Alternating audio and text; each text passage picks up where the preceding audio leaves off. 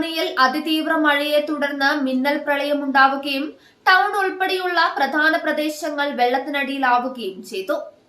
പമ്പ നദിയുടെ വനമേഖലകളിൽ പെയ്ത കനത്ത മഴയെ തുടർന്ന് നദി കരകവിഞ്ഞൊഴുകിയതാണ് പെട്ടെന്നുള്ള ഈ ജലനിരപ്പ് ഉയർച്ചയ്ക്ക് കാരണമായത്.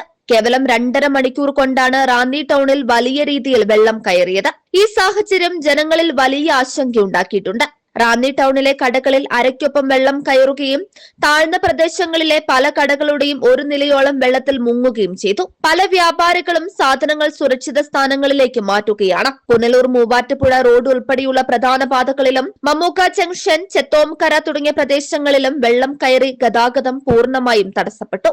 ദേശീയ ദുരന്ത പ്രതികരണ സേനയും ഫയർഫോഴ്സും പ്രാദേശിക സന്നദ്ധ പ്രവർത്തകരും രക്ഷാപ്രവർത്തനത്തിൽ സജീവമാണ്. കുടുങ്ങിക്കിടക്കുന്ന ആളുകളെ ഡിങ്കി ബോട്ടുകൾ ഉപയോഗിച്ച് സുരക്ഷിത സ്ഥാനങ്ങളിലേക്ക് മാറ്റിക്കൊണ്ടിരിക്കുന്നു. വെള്ളപ്പൊക്ക ബാധിത പ്രദേശങ്ങളിൽ നിന്ന് ആളുകളെ മാറ്റുന്നതിനായി അടിയന്തരമായി ദുരിതാശ്വാസ ക്യാമ്പുകൾ തുറന്നിട്ടുണ്ടെന്ന് അധികൃതർ അറിയിച്ചു. News desk 99 news, Pathanamthitta.